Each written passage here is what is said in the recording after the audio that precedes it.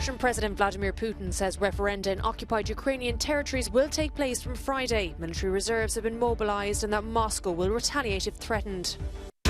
Violent protests rock Iran over a young woman's arrest and death while in the custody of the morality police. So far, at least 7 have died in the unrest.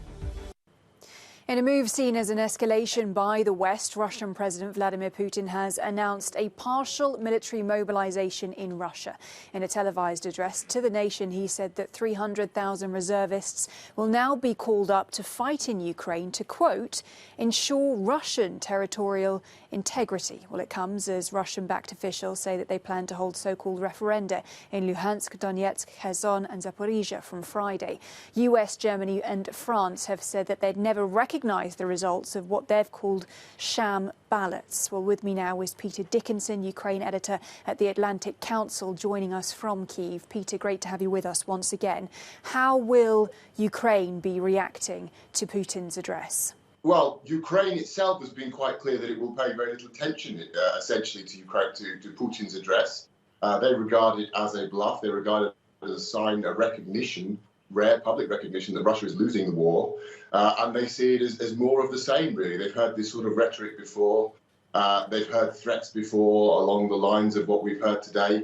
And the referendums are regarded as illegitimate and a sign that Russia is looking to freeze the conflict because it sees the way the wind is blowing, so to speak. It sees that it is losing, Ukraine is advancing, and Putin is desperate. Even if the ballots are viewed as illegitimate by Ukraine and by nations such as France, the UK, the US and Germany, nevertheless, how important is it that they are happening from Friday in conjunction with this announcement from Putin? Putin is going to stage these referendums. Of course, they will be passed by large majorities. The assumption is the results are already decided. And then very quickly, perhaps immediately, Putin will declare that these parts of Ukraine rather, are now parts of the Russian Federation. Now, that does change the calculus, because then Ukraine's continued offensive actions, Ukraine's attempts to liberate its own territory, will be labelled by Russia as attacks on the Russian Federation. And that then brings into play, potentially, the nuclear question. Russia's military doctrine specifically states that attacks on the use of nuclear weapons is only admissible if the Russian Federation's existence and territorial integrity is under threat. Now, clearly, that is what Putin is very unsubtly hinting at. He is saying, if you continue your offensives, once I've claimed this territory, I may use nuclear weapons. How is Ukraine reacting to Vladimir Putin's address and his plans for what he calls a partial mobilization of the military? What does it mean for the current situation on the ground in Ukraine as 4 regions face referenda held on them joining Russia from Friday in ballots which the West have described as a sham? Well, to discuss all of this now, I'm joined by our correspondent Sasha Vakulina. Sasha, firstly, what has the reaction been in Ukraine to the announcement from Vladimir Putin? The reaction was, this does not change things much for Ukraine. Of course, Putin's address was to his nation. That was the address to the Russians to announce this, as he says, partial mobilization, but also to justify, to explain why he says Russians will be mobilized now, talking again about the nuclear threats from the West, talking about the West threatening Russia or what is happening in Ukraine. But for Ukrainians, and this is something we have heard today from the authorities and the officials in Ukraine, this was a rather predictable step, but it doesn't change much what is happening in Ukraine. This is seen in Ukraine as a reaction of Vladimir Putin and his authorities to the efficient and successful counteroffensive in the northeast of Ukraine, and specifically is what happened with the withdrawal of Russian troops in Kharkiv. But that doesn't change much on the ground. Well, talking about the situation on the ground, as you say, we've seen Ukraine retake a good deal of territory there in the northeast. What would more troops coming in mean for the battle? What is the situation right now?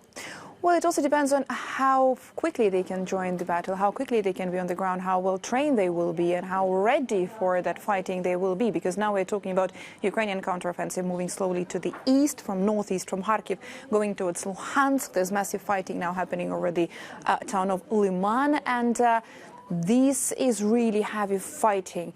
How prepared would be the newly mobilized Russian troops for that one. Also, the counteroffensive still continues in the south of Ukraine. This is the region of Kherson.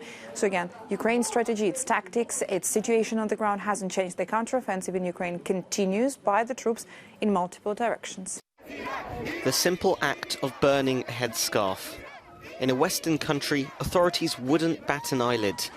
In Iran, it's an open act of defiance against the state's tough morality laws.